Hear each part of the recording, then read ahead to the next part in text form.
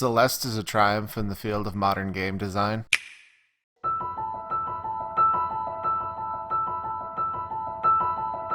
The story of Celeste is that Madeline wants to climb the mountain.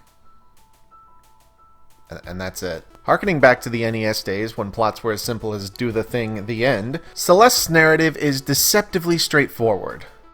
And Celeste's, in possession is really awkward to say. She wants to climb the mountain, and then she but the mountain is a metaphor. The game doesn't give you a great deal of context in the beginning, but they make it clear that something, be it lack of fulfillment or just flat out boredom, drove Madeline to reach the top of this mysterious mountain. She doesn't have a heroic reason for doing it. It's not to stop the world from ending by finding the secret of her destiny or whatever. It comes from a need to prove to herself that she can, both figuratively and literally.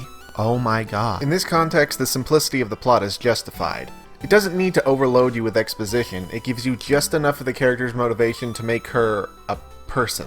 Since Madeline suffers from both depression and anxiety, harboring very little patience for the cosmic mistake that is the human race, it should come as no surprise that I instantly formed a connection with her. I've met plenty of Mr. Motherfucking Oshiros in my day. In another great example of show don't tell, they give us a look into Madeline's head through her dark counterpart, Badeline.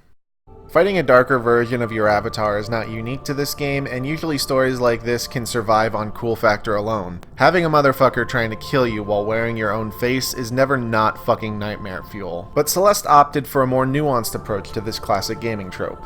Badeline serves as an obstacle in both the narrative of the game and through gameplay, stalking you throughout your adventure and making roadblocks that Madeline, as well as the player, must overcome.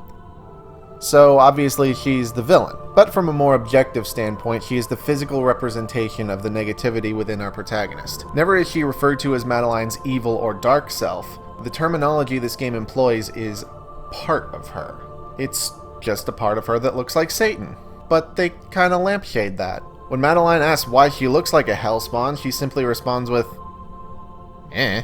None of her actions, at least according to her, come from malice. Just a twisted sense of pragmatism. I was impressed with just how much thought went into the writing of their relationship. Badeline doesn't feel like a mustache twirler, but someone using extreme measures to avoid failure. Dynamics like these can be phoned in, and it would have been easy to make Badeline a one-note villain. Like, I'm you, but evil.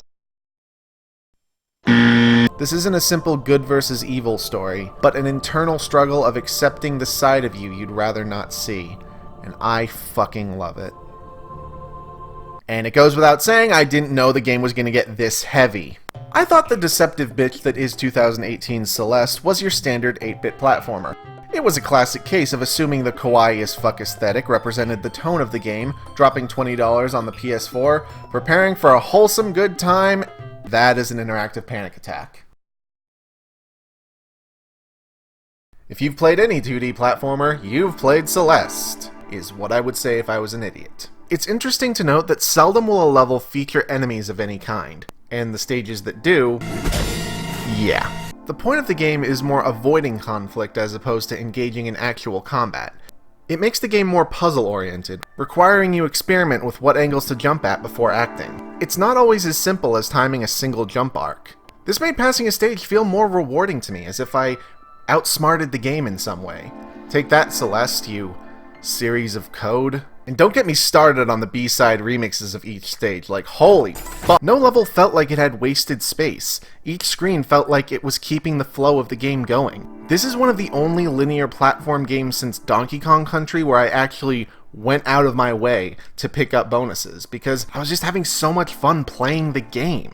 Let's talk air dashing. You want to talk air dashing? Let's talk air dashing. What's air dashing? It's exactly what the fuck it sounds like. This mechanic is effective enough at helping the player leap a sizable distance, but it manages not to break the game wide open. The player is encouraged not to rely on it too heavily, since using the move once will disable it until your feet touch solid ground. Likewise, Madeline will take a sizable hit in her stamina, which makes climbing harder to manage. This adds a sense of risk and reward to gameplay, since the player will have to decide if they can get by with a regular jump, or if they can afford afford to cripple their mobility for that last second boost. It adds a layer of tension you don't always see in platform games of this nature. Celeste boasts a great deal of depth in the way its levels are designed. Each of the 7 chapters brings something to the table by introducing new mechanics that build on the established formula, never throwing it out entirely, but offering a level of variety that gives each individual stage its own sense of identity. For example, the second stage introduces whatever these things are. Dashing here will lock you at a certain trajectory until you come out the other side. It makes players stop and consider what angle at which they dash before acting.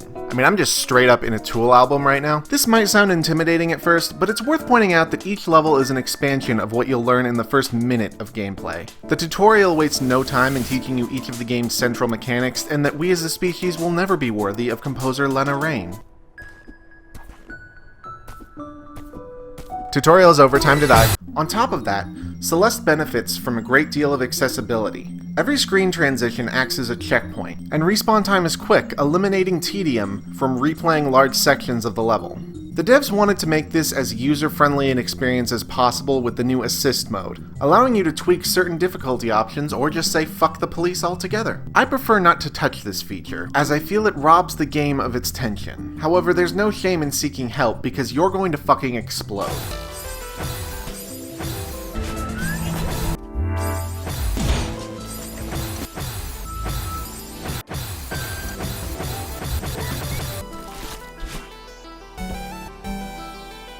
They ask you how you are, and you just have to say that you're fine when you're not really fine, but you just can't get into it because they would never understand. I may have neglected to mention that this game is actually a sadistic exercise in controller-destroying hate that will test your will to live by throwing you for a gauntlet of cruel and perverted challenges, wherein you will encounter spikes, killer floating blocks with spikes protruding from them. You didn't have to do this. Oh, and it seems the aforementioned demonic version of yourself has inexplicably cloned herself, and the mere act of making physical contact God is dead. God remains dead, and we have killed him. How shall we comfort ourselves, the murderers of all murderers? Help me, I'm begging you. What was holiest and mightiest of all that the world has yet owned has bled to death under our knife. We're going to die. Oh, I get it, because she's a bad version of Madeline.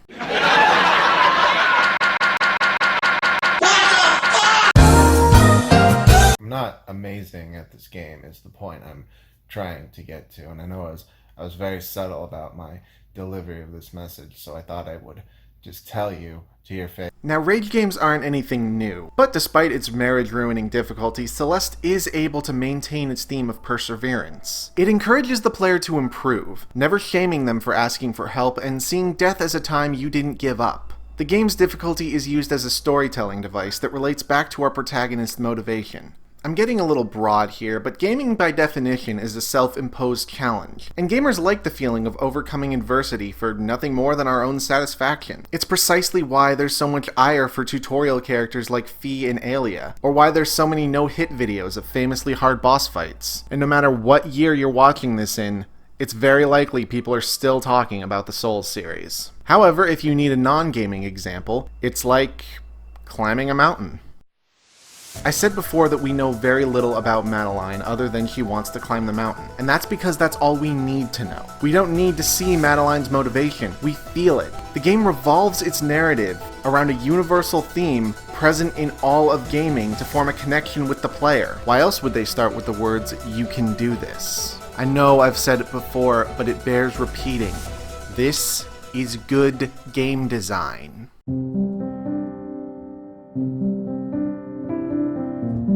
You don't have to agree with my interpretation, but Celeste, in my eyes, is a very interesting view of the rage game genre. While most exist at the expense of the player, Celeste has a more positive outlook on its difficulty. But even if the story and themes don't do anything for you, the game works because it's just fun. It's an addictive as hell, speedrun-friendly platform game with plenty of replay value aside from the main campaign.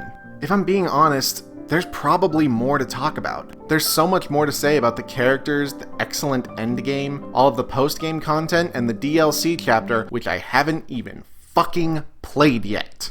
I'm just saying this probably won't be my last video on Celeste. I can only conclude by saying, Matt made the shit out of this game.